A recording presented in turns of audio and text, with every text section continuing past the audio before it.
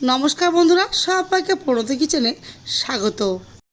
আজ আমি আপনাদের সাথে মায়ের দিদার হাতে ঝরঝরে সাবু মাখার রেসিপি শেয়ার করতে চলেছি। অনেকেই বলেন যে সাবু মাখা খেলে দিদি গ্যাস হয়, সাবু মাখাটা একদম ঝরঝর হয় না। তো আজকে আমি তার জন্য কিছু সিক্রেট টিপস আপনাদের সাথে শেয়ার করব। সেই টিপসগুলো ফলো করে যদি আপনারা সাবু মাখা বানান, সাবু মাখা খেলে গ্যাস তো হবেই না, আর সাবু মাখাটা একদম পারফেক্ট ঝরঝরে হবে। সাবু মাখার রেসিপিটি হয়তো আপনাদেরই খুবই চেনা, কারণ উপোসের দিন এই রেসিপিটি অনেকেই বানিয়ে খান। তো আমার রেসিপি ফলো করে যদি এইভাবে সাবু মাখা বানিয়ে খান, দারুণ খেতে তো হবেই, আর কোনো রকম গ্যাস হওয়ার চান্স থাকবে না। তাহলে আসুন দেখে নিন আজকে সাবু মাখার রেসিপিটি। তো আজ আমি সাবু মাখার জন্য নিয়ে নিচ্ছি 200 গ্রাম সাবু। আমি এখানে বড় দানার সাবু ব্যবহার করছি। আপনাদের কাছে যদি হাতে সময় না থাকে তাহলে কিন্তু ছোটো দানার সাবু ব্যবহার করতে পারেন, কারণ বড় দানার সাবুটা একটু ভিজতে সময় লাগে, 2-3 ঘন্টা সময় তো মিনিমাম লাগে। আর ছোটো দানার সাবু বেশিক্ষণ সময় লাগে না, আধ ঘন্টা কিংবা 1 ঘন্টা ভিজে রাখলে সাবুদানাটা খুব ভালোভাবে ভিজে যায়। তো প্রথমে আমি বড় দানার সাবুটা খুব ভালোভাবে 2-3 বার জল বদলে বদলে পরিষ্কার করে ধুয়ে নেব। সাবুটা পরিষ্কার করে ধুয়ে নেওয়ার পর 1 গ্লাস জল দিয়ে আমি 2-3 ঘন্টার জন্য ভিজিয়ে রাখবো, তাহলে সাবুটা পারফেক্টভাবে ফুলে উঠবে। 2-3 ঘন্টা পর তোমাদের দাদা নারকেল কেটে দিচ্ছে সাবু মাখার জন্য। তো নারকেলটাকে প্রথমে আমাদের খুব ভালোভাবে কুড়িয়ে নিতে হবে। যেদিন উপোস টুপোস করবি সেদিন এরকম বানিয়ে খাবি। সামনে শিবরাত্রি আসছে জানি মা, উপোস করে আর এইটা এইরকম করে এইরকম বানিয়ে খাবি।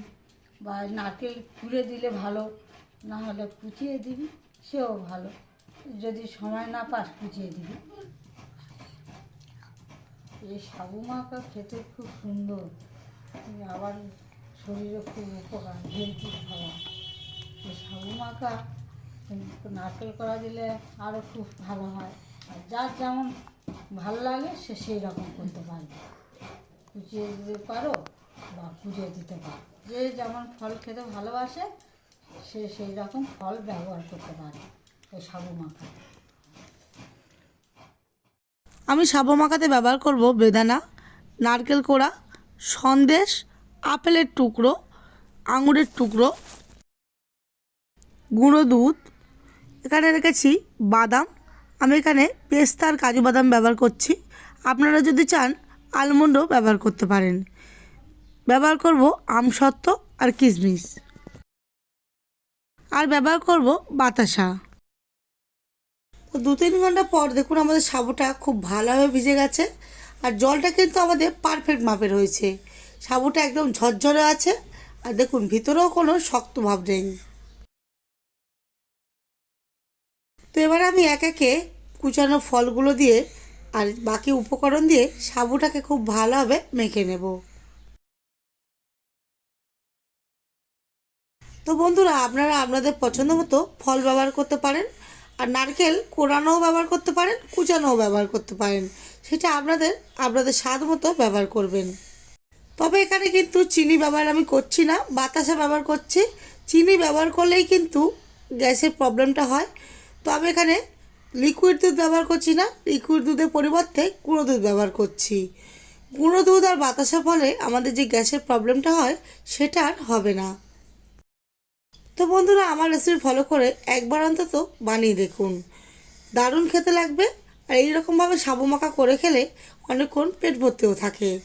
আপনারা উপোসের দিন ছাড়াও নর্মাল দিনে টিফিন হিসাবেও এইরকমভাবে সাবু মাখা বানিয়ে খেতে পারেন। বাচ্চাদেরকেও দিতে পারেন আর বড়োদেরকেও দিতে পারেন। বাচ্চা থেকে বড় সবাই কিন্তু সোনামুখ করে খেয়ে নেবে। আর এটা তেল ঘি মশলা ছাড়া দারুণ একটি টিফিন। রান্না করতে মন না চাইলে এই দারুণ রেসিপিটি ফলো করে এই দারুণ সাথে সাবু মাখাটি বানিয়ে ফেলতে পারেন। তো বন্ধুরা, অনেকে লিকুইড দুধ ব্যবহার করেন, লিকুইড দুধ ব্যবহার করলেই কিন্তু গ্যাসের প্রবলেমটা হয়, আর চিনিটা ব্যবহার করলে আরও প্রবলেম হয়। সেই জন্য আমি এখানে বাতাসা ব্যবহার করছি। বাতাসাটা কিন্তু আমি এরকম একটু বড় বড় টুকরো করে ভেঙে নিয়েছি, কারণ সাবু মাখা খাওয়ার সময় এই বাতাসার টুকরোগুলো যখন মুখে পড়বে খেতে আরও ভালো লাগে। এবারে আমি হালকা হাতে খুব ভালোভাবে সাবু মাখাটা সমস্ত উপকরণের সাথে মেখে নিচ্ছি। দেখতেই পাচ্ছেন সাবু মাখাটা যেমন ঝরঝর হয়েছে আর তেমনই কালারফুল হয়েছে। তো বন্ধুরা, উপোসের দিনে এই দারুণ স্বাদের সাবু মাখাটি আপনারা অবশ্যই করে একবার ব্যবহার করে দেখবেন। তো হালকা হাতে মেখে নেওয়ার পর আমি এটাকে পরিবেশন করব। আর উপর থেকে আমি যেসব ফল ব্যবহার করেছি বা যেসব উপকরণ ব্যবহার করেছি হালকা হাতে ছড়িয়ে দিয়ে এটাকে পরিবেশন করব। তো বন্ধুরা, আজকে আমার সাবু মাখা রেসিপি কেমন লাগলো অবশ্যই করে কমেন্টে জানাবেন। আর যদি আপনাদের ভালো লেগে থাকে অবশ্যই করে লাইক করবেন আর প্রচুর প্রচুর শেয়ার করবেন। আর এখনও যদি আমার চ্যানেল নতুন হয়ে থাকেন তাহলে পাশে থাকা বেল আইকনটি অন করে দিয়ে এখনই আমার চ্যানেলটিকে প্লিজ সাবস্ক্রাইব করে দেবেন।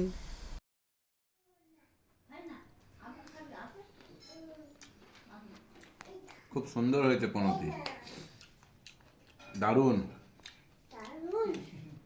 পনতি। এটা এমনি দিনও বানিয়ে খাওয়া যায়, খুবই হেলদি, খুব সুন্দর টেস্ট।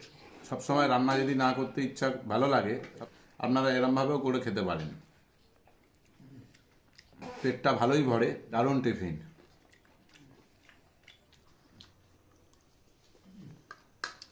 খুব সুন্দর হয়েছে। তেল মশলা ছাড়া সত্যি খুব দারুণ টিফিন এটা। পনতি আরও নতুন নতুন রেসিপি আপনাদের শেয়ার করবে।